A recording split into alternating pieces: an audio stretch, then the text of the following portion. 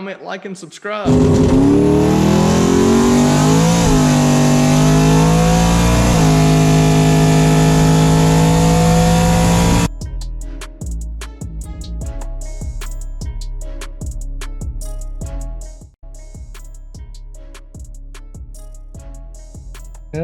If you don't like to see a bunch of dudes hanging out and joking, talking crap, and dynoing cars, this video ain't for you. But if you enjoy that camaraderie of people in the industry that like hot rods and have trials and tribulations building cars and stuff, then this video is for you, because this is what it's all about.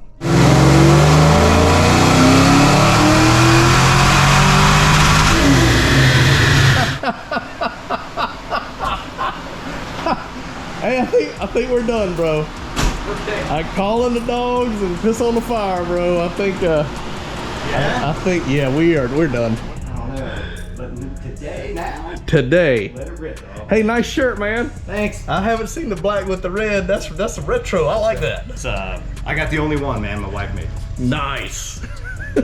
I'm just saying, if you had one, I might get one from you. You know, Right. You know. I can represent Fastlane. I mean, I did get the intake gaskets for this car from them. So, hey, shout out Fastlane Motorsports, Benton, North Carolina, 1-800-457-6166. Right? Still the same number? Maybe. That was the number for you, so we'll see. Try it, and if it doesn't work, look it up local directory. All right, so today we are back with Josh Kinsey at the Underground Garage.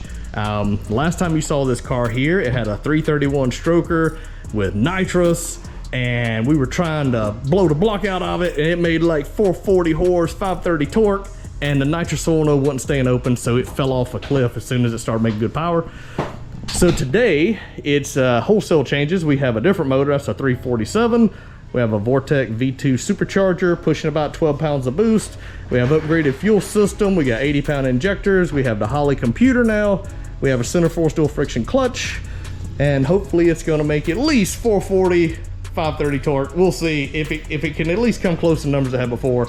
In reality, I told Josh I'd love to see 460 to 480 on the horsepower side and maybe 500 torque, but who knows. I've got a quick tune in it with the Holley. We'll see if it likes it. I've got some extra plugs if we want to start playing with timing, but I'll be honest with you, the way I work with Josh, we'll make 2 pulls. If it makes good, that's it. We're gonna strap it off and we'll hit them to the house, you know, because it is a stop block.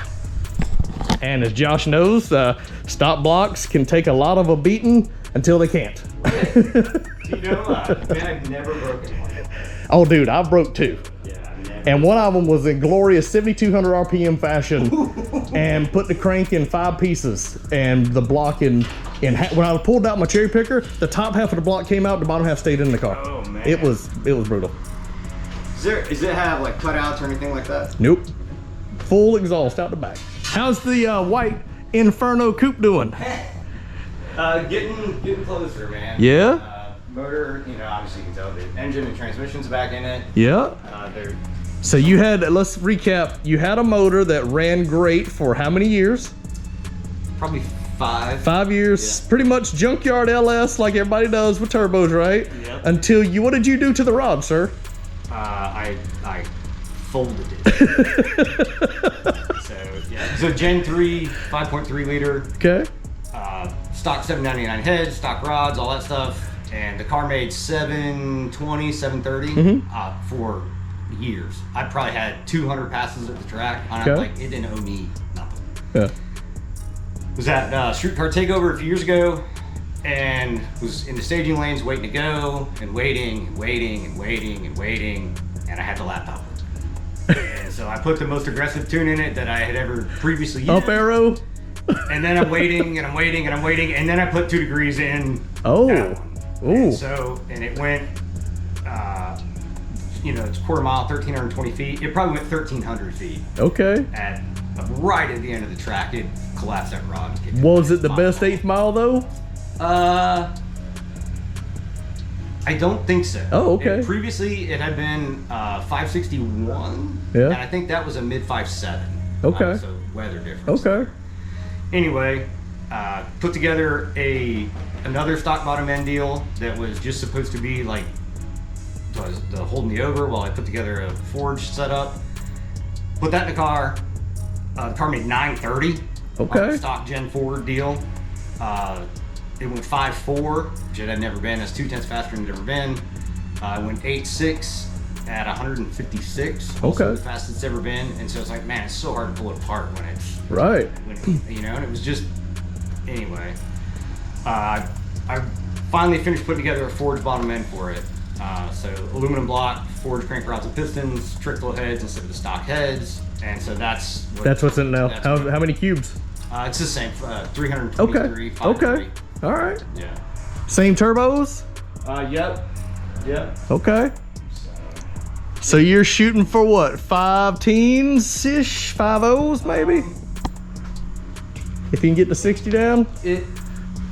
Something, and yeah. What's it been? 120 what? It's been 124. Okay. And that's on ET? On that 17-inch drag radio right there.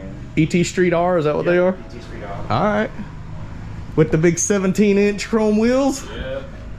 You know, they make a lightweight race wheel for this car. You could look into, I mean, it might knock off for like 1/10 in this thing. You never.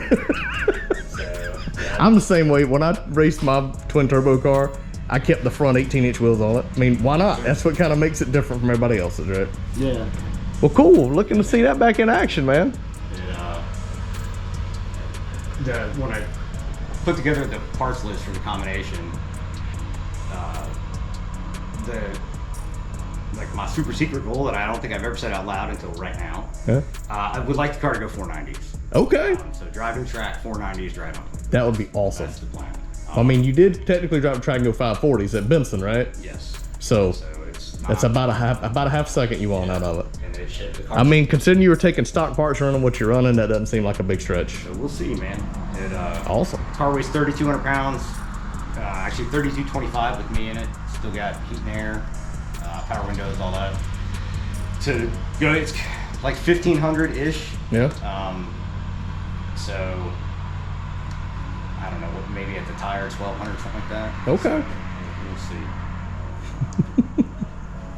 Gotta have a hobby. That's what I tell my wife, you know.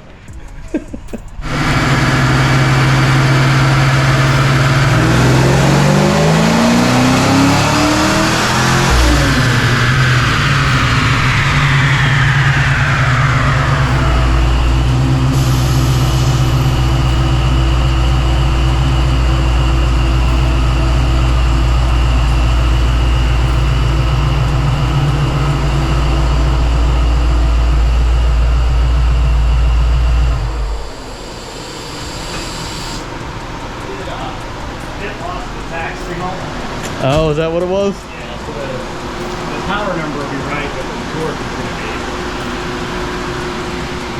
all the way. I figured you shut it down early. But the power's right, 505. 505 right off the street. The rip, dude. And it Pretty decent tune in it then, huh? and no, I mean It's smooth. I think it would have kept going. Right off the coal. Yep. Yeah. So we lost tag signal about halfway into the run, or a little over halfway in the run. Yeah. But it it's like I said, the torque number is Gonna be skewed, right? Yeah. But the horsepower, 504, 508. 508, yeah. 508 horsepower at some RPM. Less than 6,300 where the rev limit is. So yeah, it sounded like you let off between 5 and 55 if I had to guess. Golly, man, it's like this. Oh, that's SAE. Yeah, I normally run the stingiest correction factor, which is. Yeah, you're gonna have to put on the standard for me, sir. I want all the horsepowers. You know, that's from my internet haters. That's not a real indication, man. Sure it is. Or uncorrected, whatever's the highest. Oh, 519? There you go. That's internet hero shit right there, boy. 519 stock block mafia. Where's Joey? Right? You said it, what gears? 355? 355s. Not my choice. That's just what came in the car and I bought it. Like 120, probably. Yeah, that's what it should have been. Yeah. At 6,000. We were just under 100, so. Yeah. So it's gonna make enough. Yeah, let's find out. Okay. Let's find out. I'm with you. I like that kind of thinking. See, you and I think alike when it comes to that. You talk shit when I first met you about, let's put some more timing in it. You're like, this guy's crazy. I'm like, yeah, but it made more power. we started out with what, 16 degrees of timing on that motor, went to 18, went to 20, and it lost and went back to 18. You're like, yeah, but it'll make the same at 14. I'm like, yeah, but let's just leave it at 16, you know? So, yeah, it is. It seems like the timing's always what hurts on it. You don't have a way to check the boost, do you? Yeah. Just curious if it's making true, like I think on my gauge it's about 12. At 5,000 RPM, it was making 11 pounds of boost. Okay. So we back up to 4,000 RPM, is making 7. Okay. So it picked up 4 pounds of boost over that 1,000 RPM. Not bad. Well, if it maintains that, and we go from whatever at 53 to 63. And 1,000. Then we should so go up 50, another. Should go up another 4 We could pounds. be 15, 16 pounds. 15, if the, I mean, do you like to party, bro? Because, you know, I like to party. You know what I'm saying? Like, I mean, I know this. why guy. have a boost pressure thing if you can't use all of them? Right? You know, like who wants a limiter on their booster? I don't. Not this guy. Maybe while on the street I only see about 12 because by the time it swings past 5, it's at 6. And typically it's spinning, so it's not enough load to pull it down, but that's cool. Yeah, man. See, I told you I bring some crazy stuff over here that just makes power, you know? It is really, yeah. Well, like I say, this may fall into the theory of 2 pulls and I'll see you later, you know? Like, no tuning required. The timing, why would I mess with the timing when it made that kind of power? Like, you know, like I just leave it alone. So to answer that question, I would mess with the timing when it made that kind of power to turn it down. Yeah, you take timing away because you're all about conservative, and I don't understand that word, sir. I'm all about more power, more boost, more fuel. If it's got too much air, just put some more fuel on it. It'll be all right. So. Famous last words, and all of a sudden it develops a crazy oil leak where half the block's hanging off of it. Oh, that's awesome.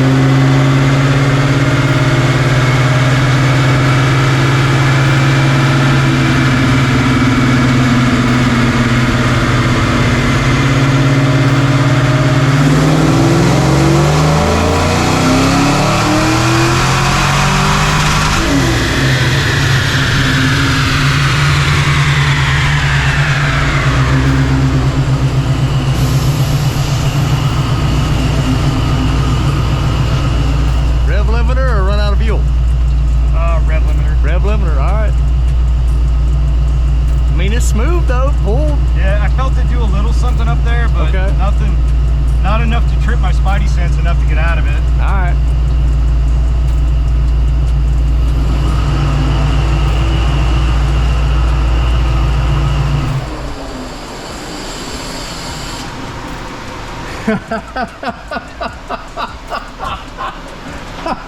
Hey, I think we're done, bro. Okay. I call in the dogs and piss on the fire, bro. I think yeah? I think yeah, we're done. What'd it do? I'll let you see it. Ooh, golly. 547 horse, 534 torque. Hey, it made the same torque it made on nitrous, 530 torque. Yeah, and it is. That is very look. So I talked shit. I was gonna pull this motor out if it didn't make power because it didn't chop. But I'm telling you, somebody designed this cam for boost. Clearly, it loves boost. Because I knew nothing. This is like the other motor. I got zero paperwork with it. I have no idea what cam's in it. None. I'm not sure exactly why. We'll look at intake air temp here in a minute. Okay. But yeah, at like 5,800, it like it's over. It's falling over. You know. Okay, so I can move the rev limiter down a couple hundred. Wouldn't be a bad idea. Yeah, I think. Yeah. All right, how much boost did we make, sir? Pretty much what we had predicted. It made 15.5 pounds of boost.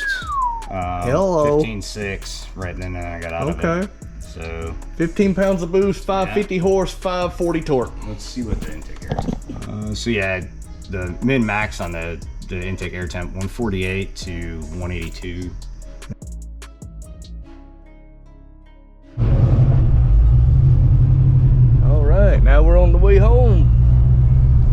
successful dyno day.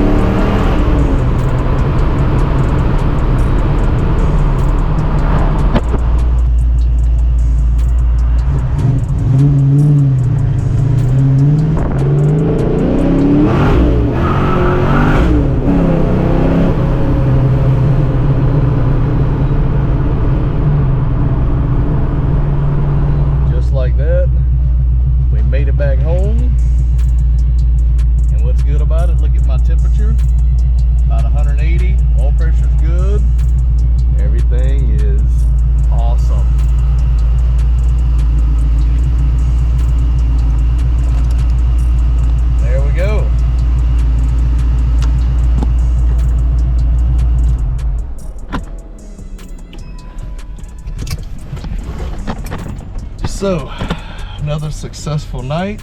TTSaleen Speed Shop, got another project finished.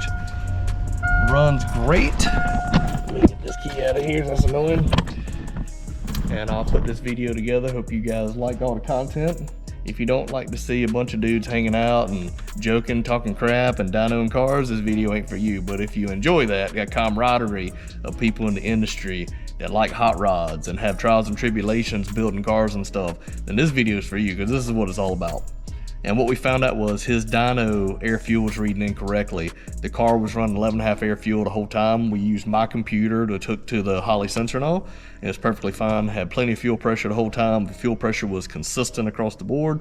Air fuel was consistent, and it made 15 pounds of boost and 14 degrees of timing at wide open throttle like that. And Josh was telling me, man, this thing could probably take some more timing on the 85 and be fine. So I've got it on the 85. I feel like with the power and torque it's making, I mean, it made 550 horse, 540 torque. That is plenty for a stock block. It runs, as you can see, it turns up super fast. It runs great. I want to thank Dr. EFI, Andrew Baroden, for helping me with the base tune and getting the idle air controller figured out with the GM stepper motor. Between what me and him did, we got all that fixed, and then got the timing set. We put a timing table in it that worked good and air fuel. And Josh Kinsey at Underground Garage, he helped me dyno it and check over everything, the data logs, which I'm still not real good at. And basically what it means is this car is healthy.